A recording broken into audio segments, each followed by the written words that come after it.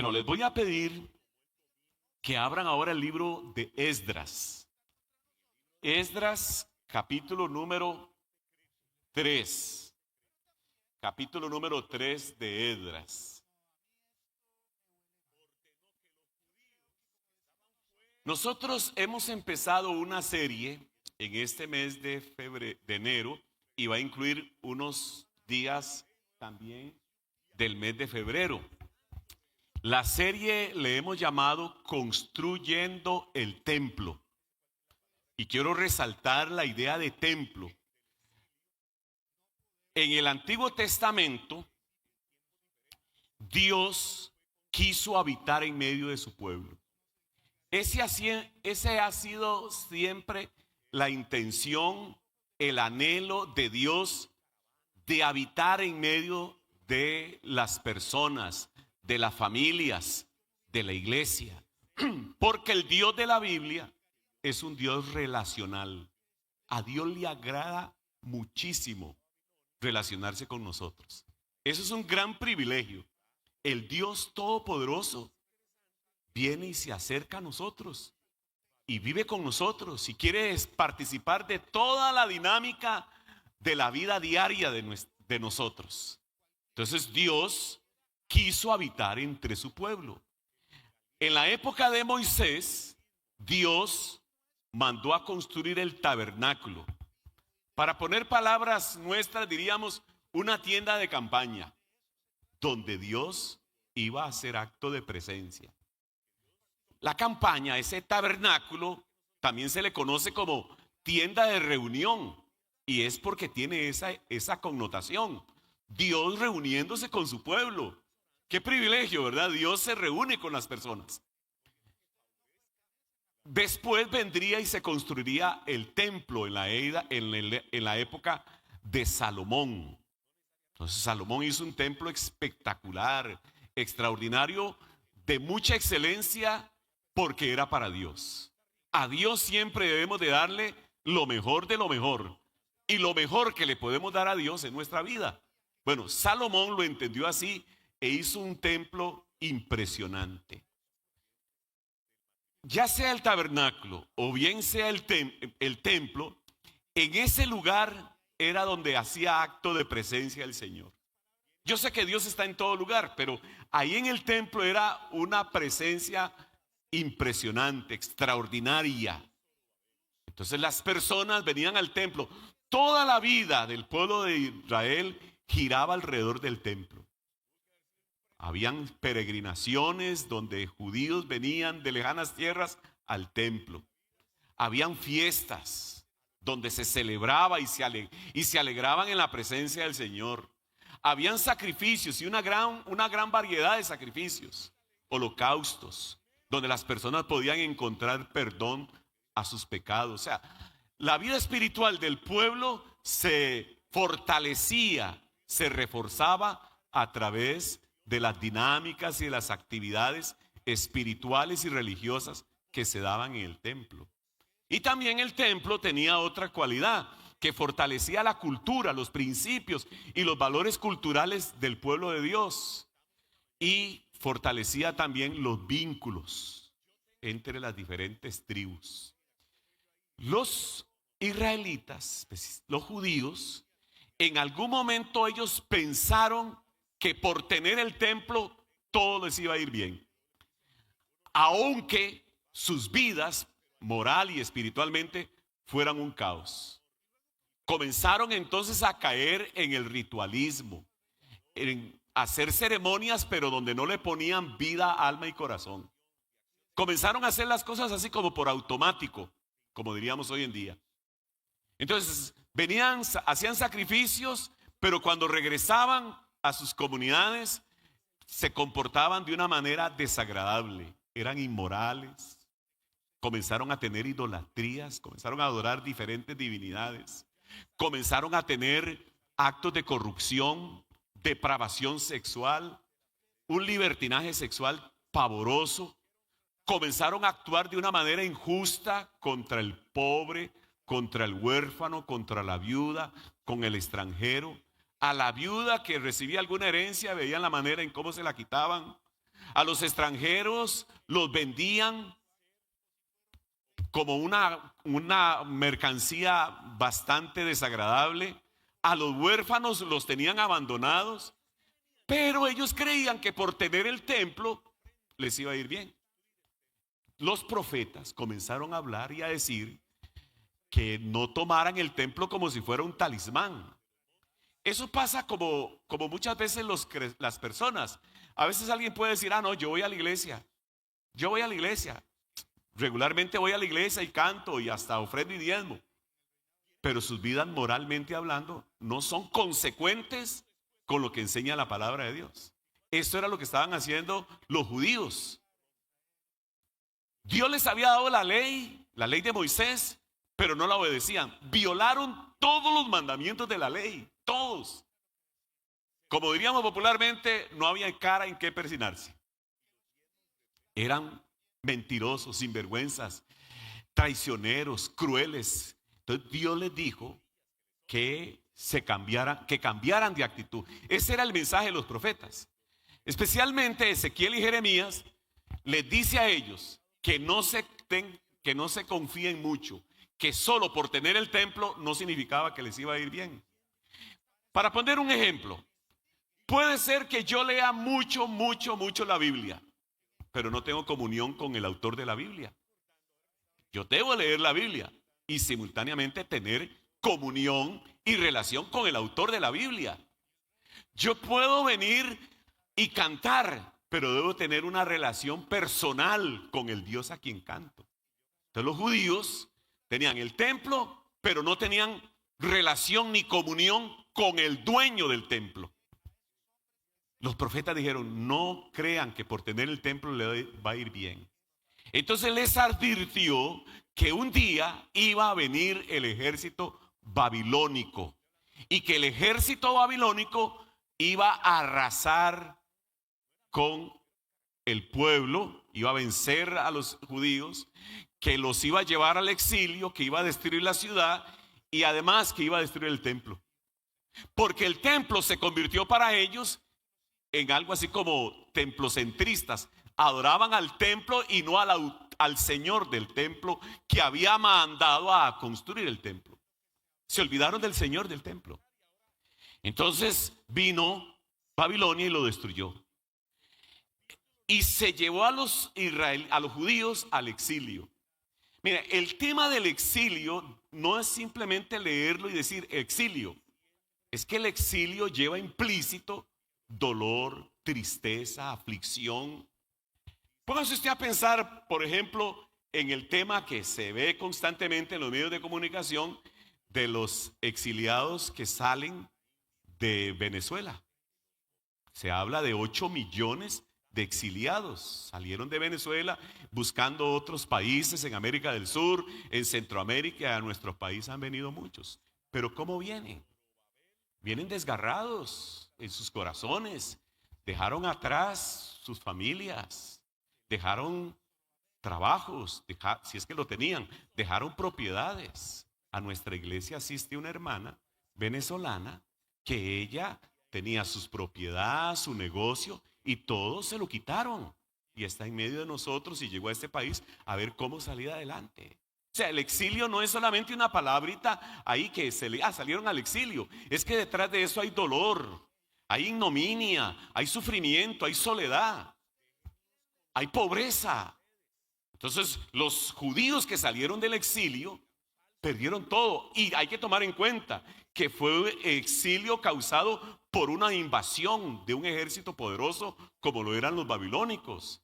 Cuando se enfrentaron los judíos a los babilónicos, fíjese, destruyeron el ejército, lo vencieron, descuartizaron a los soldados, a las muchachas las violaban, a las mujeres embarazadas les abrían el vientre, a los ancianos los colgaban en árboles, a los jóvenes los esclavizaban. O sea, era una catástrofe nacional y fueron al exilio.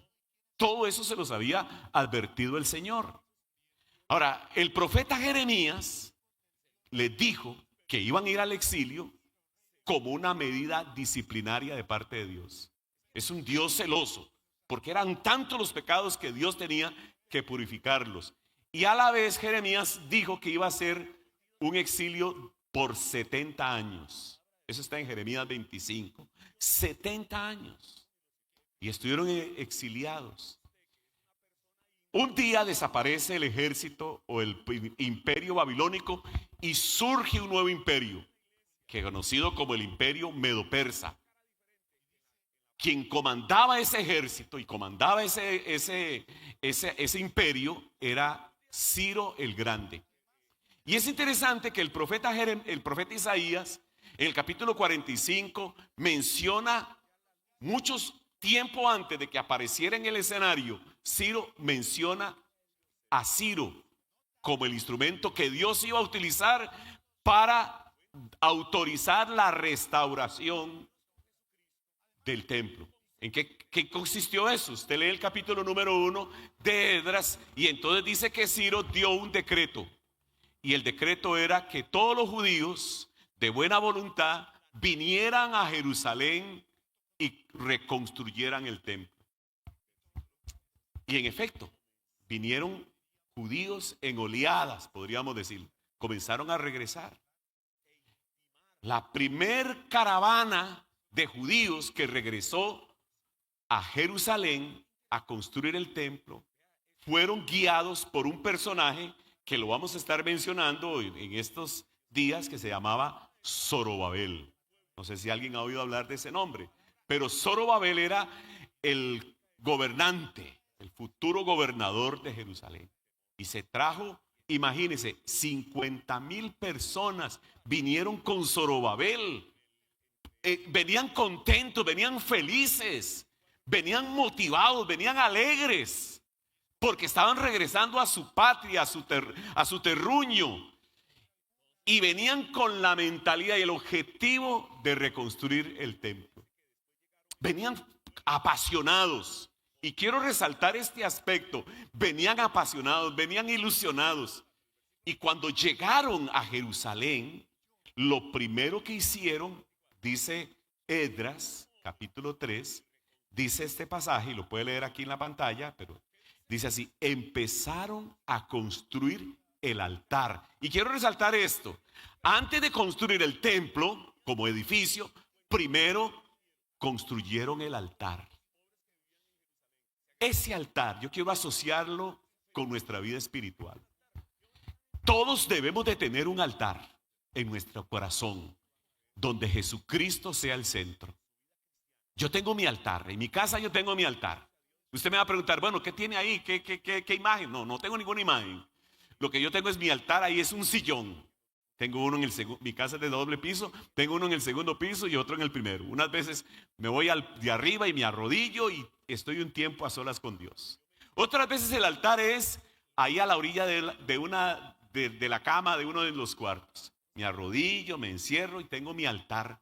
Otras veces bajo al primer piso y voy ahí al sillón del primer piso. Pero lo que quiero resaltar es que hay que tener un altar. Usted tiene que tener un altar en su vida, donde usted, antes de hacer cualquier actividad, usted vaya a la presencia de Dios, se arrodille, hable con Él, lo adore. Puede tener una música de fondo de adoración y puede entonar alabanzas. Tiene la palabra de Dios ahí, usted la lee y ahí usted habla con Dios y Dios habla con usted a través de la palabra. Y otra cosa que recomiendo es que tenga un papel y lápiz, ojalá una libreta, y vaya anotando cositas que Dios va poniendo en su corazón. Ese es el altar. Es lo primero que hicieron los judíos y es lo primero que tenemos que hacer nosotros en nuestro diario vivir. Y recuérdese, en el diario vivir, el salmista decía: de mañana buscaré tu rostro. Salmo 63, de mañana oirás mi voz y me presentaré delante de ti. Ese es el altar. Aquí los judíos que regresaron entonces construyen el altar. Y dice el pasaje: para ofrecer holocaustos según lo estipulado por la ley de Moisés, hombre de Dios. Y estaban tan felices, llegaron y construyeron ese altar, pero recuerde que la mentalidad y el propósito de ellos era construir el templo. Y es interesante que ellos, para construir el templo, tenían que aportar, necesitaban recursos económicos. Y es interesante que estas personas que venían del exilio, llegan a Jerusalén, recogen una ofrenda. Y escuchaba un comentario de esa ofrenda que recogieron, que aparece también registrada en el libro de Esdras, en los primeros capítulos. El equivalente en oro, en todo lo que ellos aportaron, hoy en día sería como el equivalente de 24 millones de dólares. Vea qué pasión. Yo noto en esa recaudación que hicieron, la pasión que tenían por construir el templo. Porque en la ofrenda, en los diezmos, uno revela el corazón. Por ejemplo, una persona que es tacaña y que es avara, a la hora de dar su ofrenda y su diezmo, lo que da es el menudillo que le estorba en la bolsa, o que le estorba a la mujer en la cartera. Es que uno refleja, uno se proyecta en lo que da. Usted ama a una persona, hagamos recientemente que hubo una Navidad donde van y vienen regalos. Usted dice, a esta persona la amo tanto, la aprecio tanto. Puede ser la esposa, la novia, el hijo, la mamá. La amo tanto que voy a escoger el mejor regalo. Entonces usted en el regalo expresa lo que hay en el corazón. Para mí el hecho de que ellos recogieran una ofrenda tan valiosa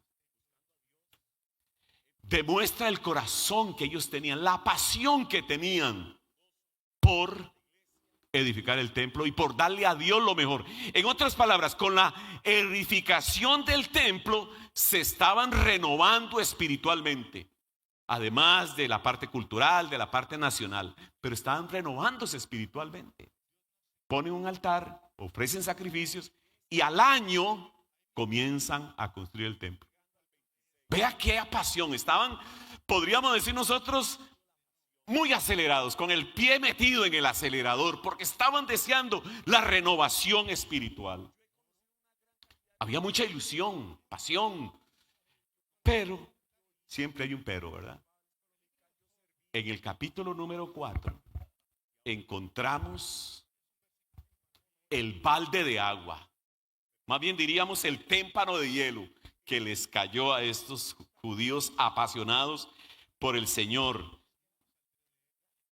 Cuando los enemigos del pueblo de Judá y de Benjamín se enteraron que los repatriados estaban construyendo el templo del Señor, Dios de Israel, se presentaron ante Zorobabel y ante los jefes de la familia y les dijeron: permítanos participar en la reconstrucción, pues nosotros, al igual que ustedes, hemos buscado a su Dios. No dice nuestro Dios, a su Dios. Y le hemos ofrecido holocaustos de los días en que Escarjadón, rey de Asiria, nos trajo acá. Fíjense que aquí viene un grupo de personas, vecinos de Israel, pero vienen con una carita de hipocresía. Una bonita cara, pero las intenciones del corazón eran diferentes. Qué triste es la gente hipócrita, ¿verdad? La gente que le sonríe a uno, pero por detrás está viendo a ver cómo le hace a uno daño.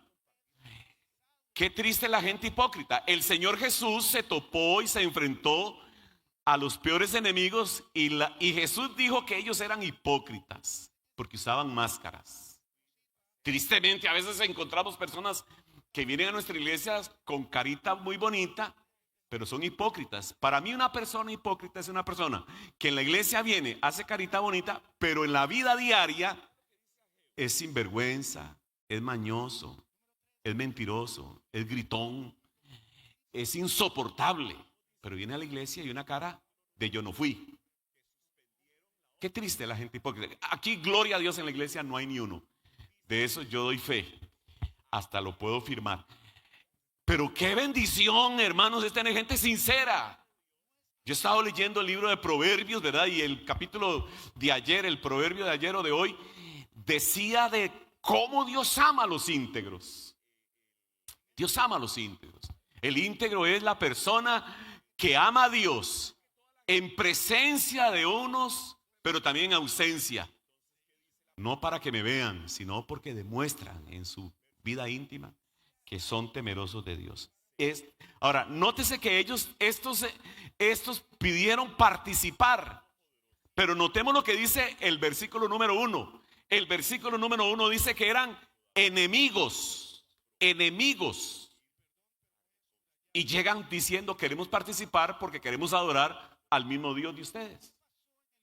Pero gracias a Dios que los líderes espirituales acá tuvieron el discernimiento. Y fíjese lo que dice el versículo número 3.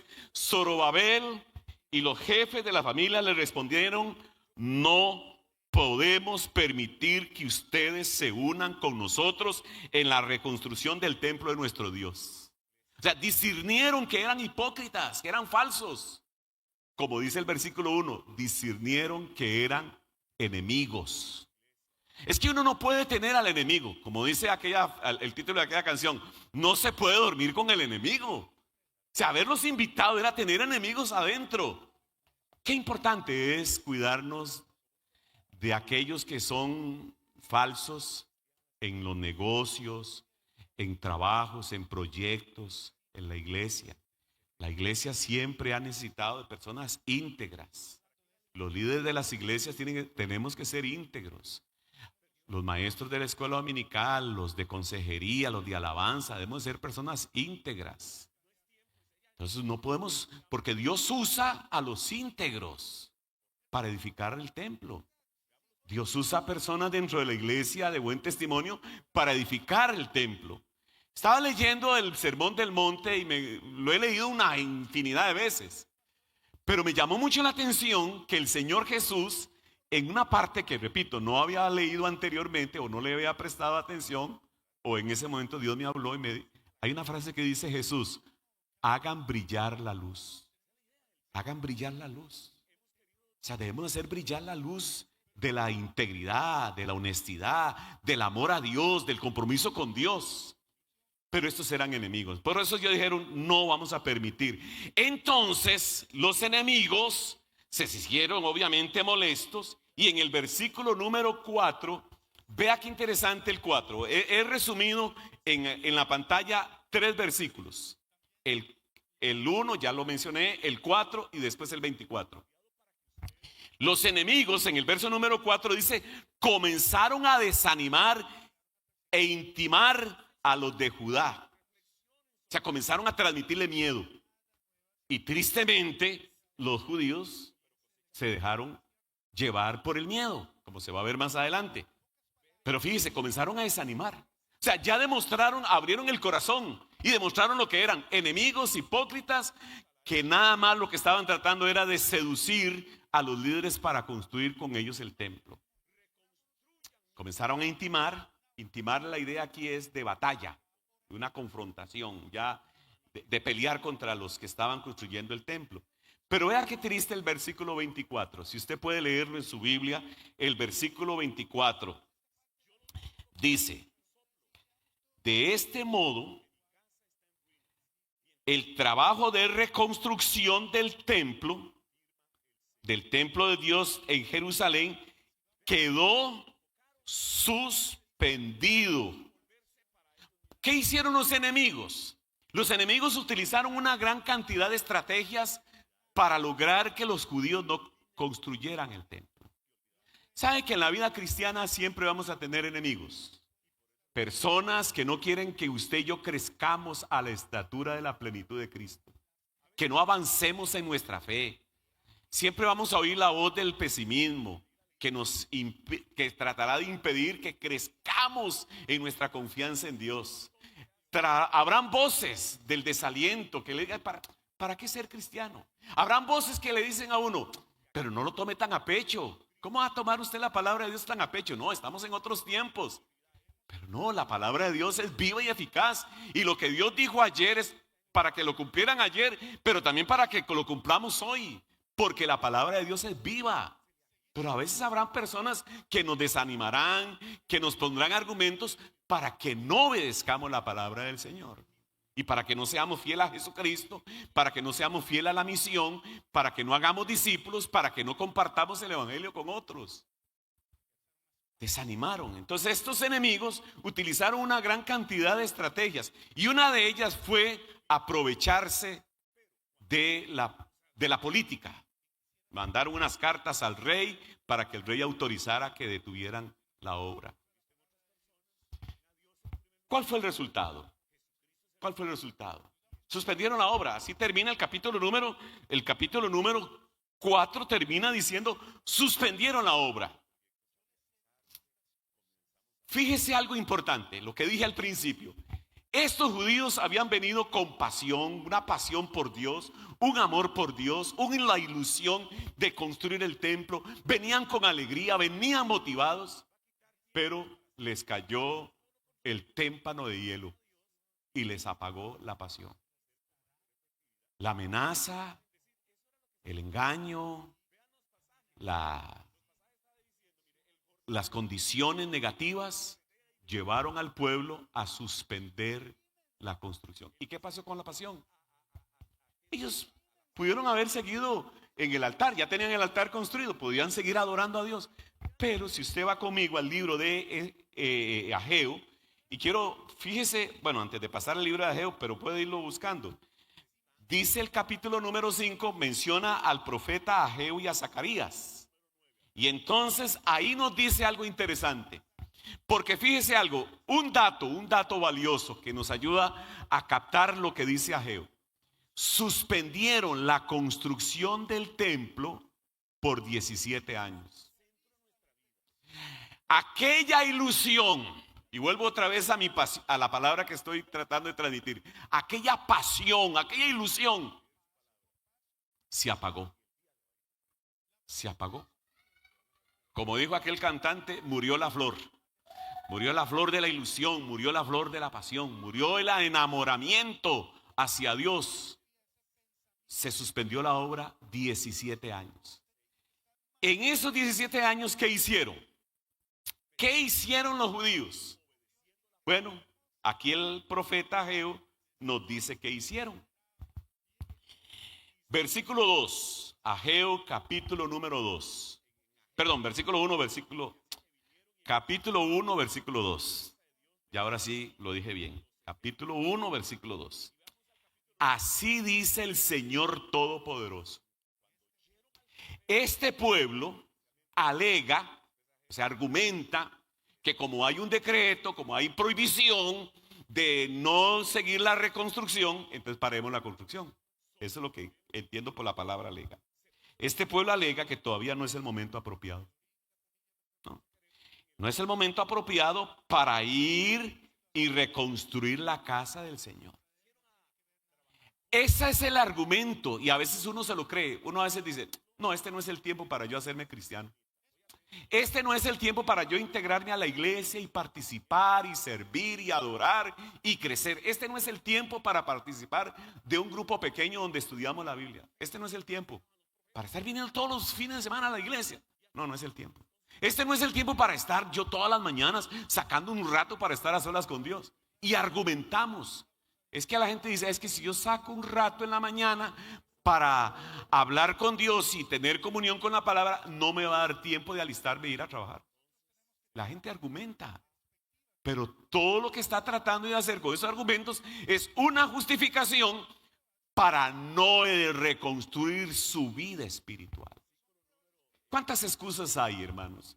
Mire, yo me cansé de estar oyendo excusas, ya casi todas me las sé. Es que no tengo tiempo para acá, no tengo. Porque son excusas para no buscar de la presencia de Dios. 17 años. En 17 años, ellos lo que hicieron fue cambiar de prioridades. Pero primero con un argumento: no es el tiempo. No es el tiempo. Ahora sigamos leyendo. Vino también la palabra del Señor por medio del profeta Ageo.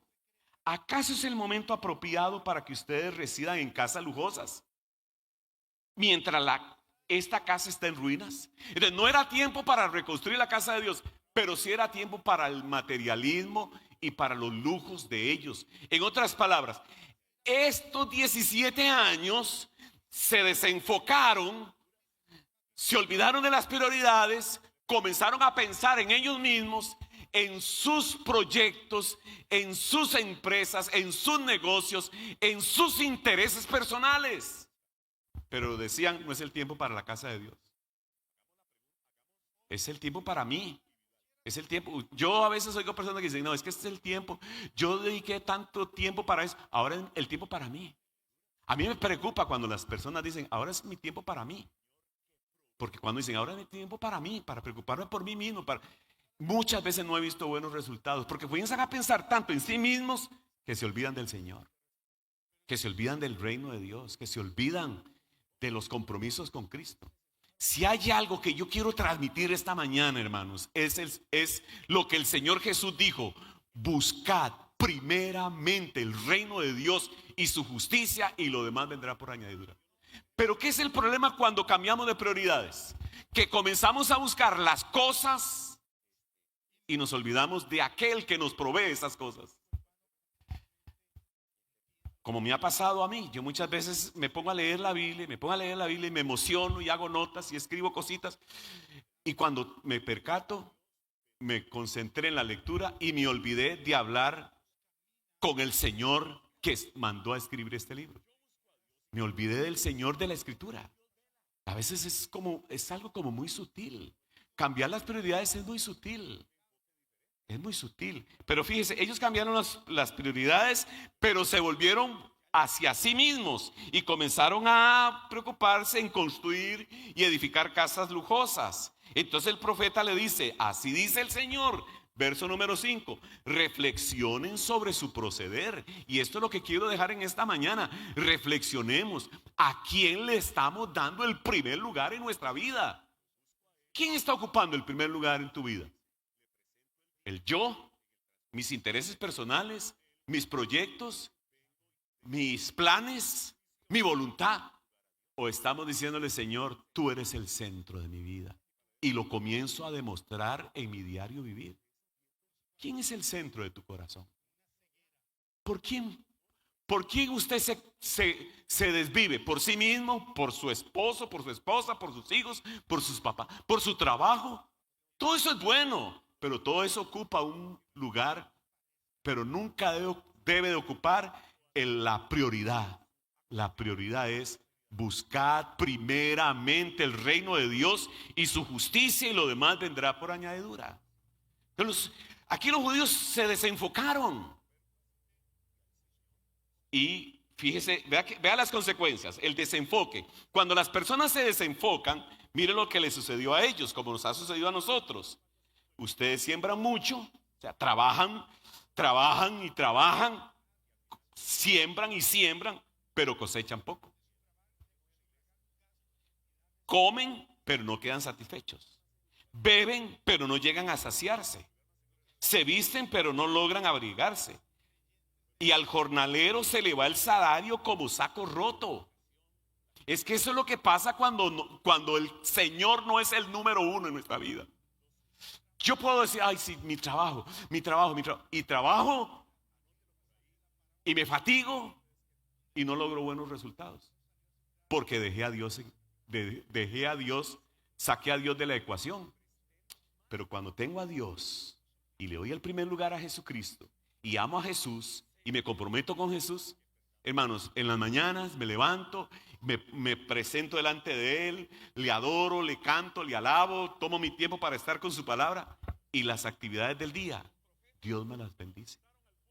Entonces, yo he aprendido por experiencia propia que cuando me enfoco en las cosas y trabajo con las cosas y pongo alma, vida y corazón en las cosas, pero dejo a un lado a Jesucristo, no me va bien.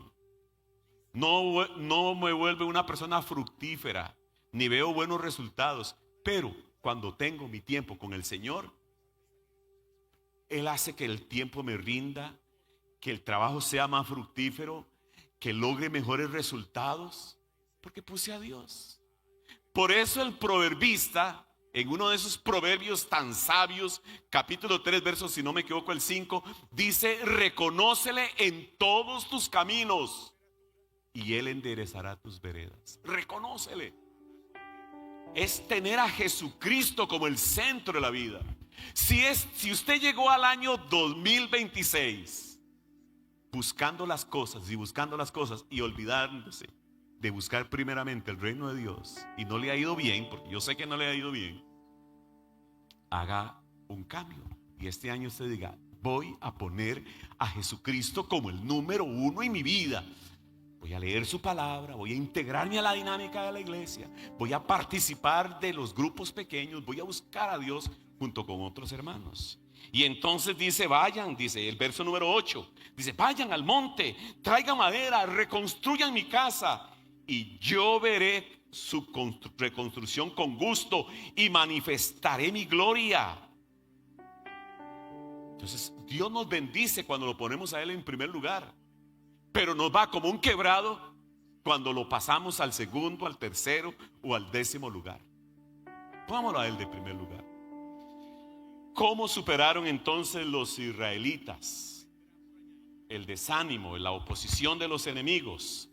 El libro de Ageo, siguiendo ahí en el versículo número 14, entonces dice, verso número 12, dice, Zorobabel, hijo de Satiel, oyó esa palabra del profeta, la obedeció, y en el versículo número 14 dice, vinieron y empezaron a trabajar en la casa de Dios y les comenzó a ir mejor. Los jornaleros podían trabajar y recibir buen salario. Los que sembraban pudieron recoger mejores cosechas. Empezaron a darle prioridad a Dios. Dele la prioridad en tu vida a Jesucristo y a usted le va a ir bien. Va a tener problemas, va a tener dificultades, va a tener adversidades, pero le va a ir bien. Qué interesante los enemigos. Los enemigos tratarán de opacarlo, de obstruirlo para que usted no crezca en la fe. A veces pienso en este pasaje de Esdras y de Ageo, lo que nos sucedió a nosotros en la pandemia.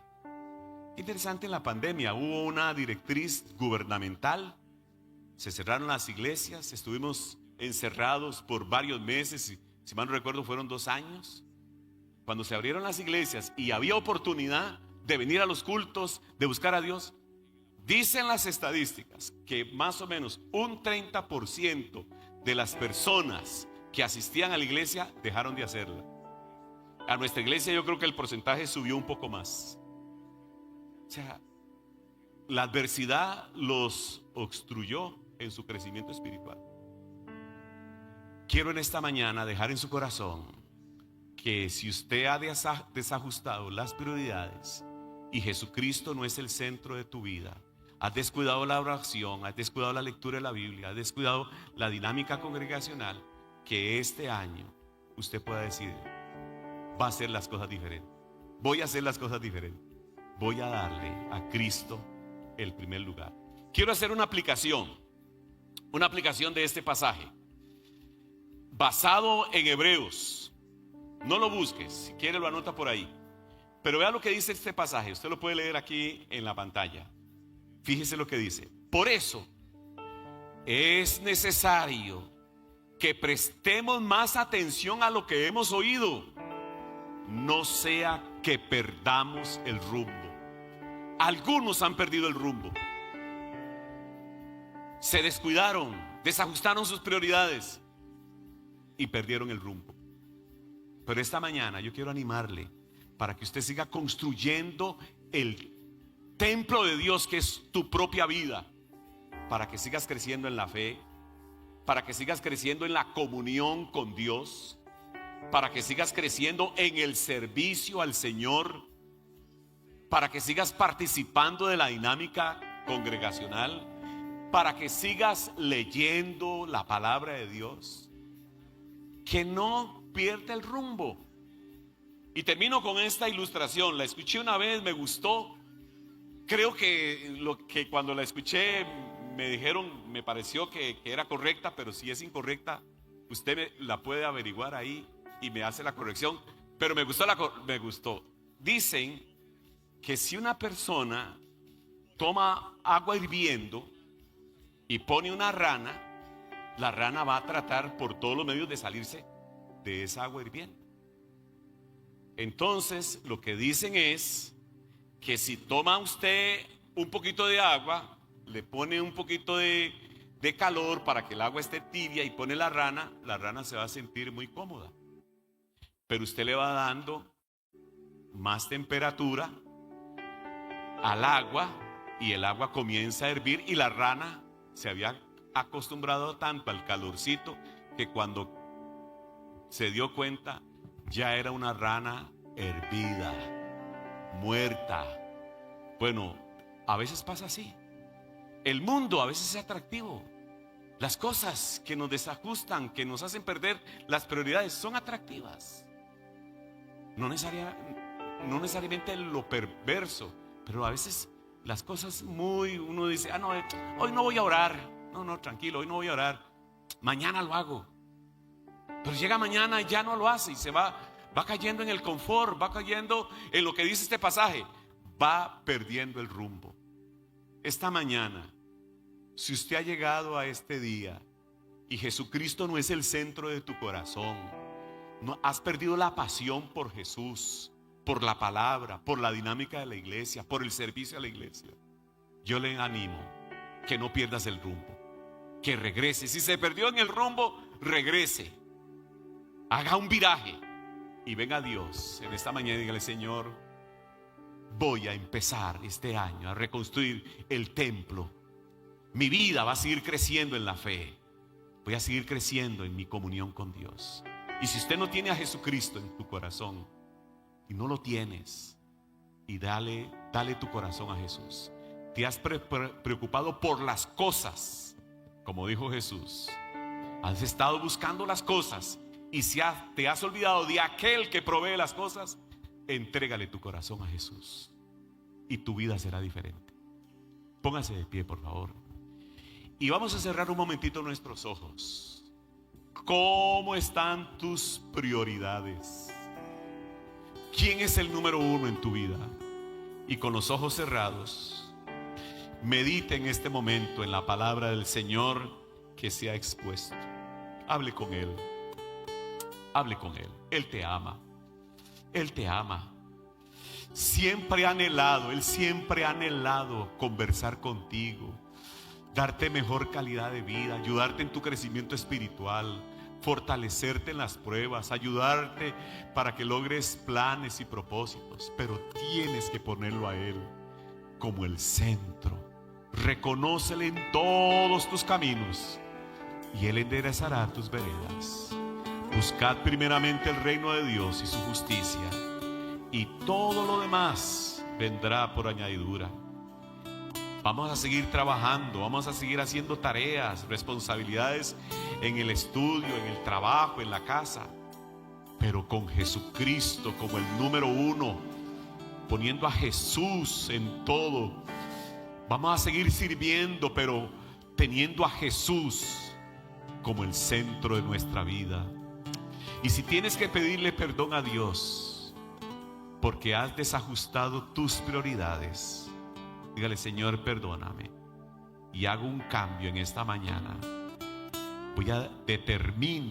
Dígale: Señor, determino que tú seas el número uno. Señor, en esta linda mañana, gracias por tu palabra, Señor. Tú nos hablas y nos recuerdas que sea que vivamos o sea que muramos, somos del Señor. Somos del Señor, somos tuyos, Señor.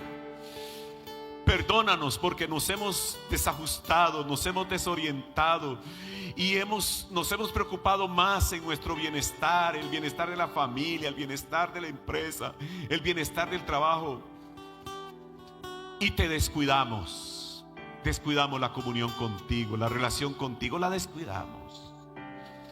Señor, en este momento decidimos que tú seas el centro, Señor, de nuestra vida. Decidimos este año buscar el reino de Dios y su justicia, y lo demás vendrá por añadidura. Seguiremos haciendo tareas y trabajos, pero contigo como la prioridad, contigo como el guía, contigo como el Señor. Señor, gracias. Gracias porque tú nos recuerdas que nos amas. Y en esta mañana te ruego que el Espíritu Santo avive la llama de la pasión por ti, Señor. Que te amemos más de lo que te hemos amado. Que te amemos más, Señor, y te sirvamos más con todo el corazón y con todas las fuerzas. Decidimos vivir para ti, Señor. para la gloria y la honra de tu nombre. Amén y amén. Mas buscad primeramente el reino de Dios y su justicia, y todo lo demás vendrá por añadidura. Bendiciones, hermano.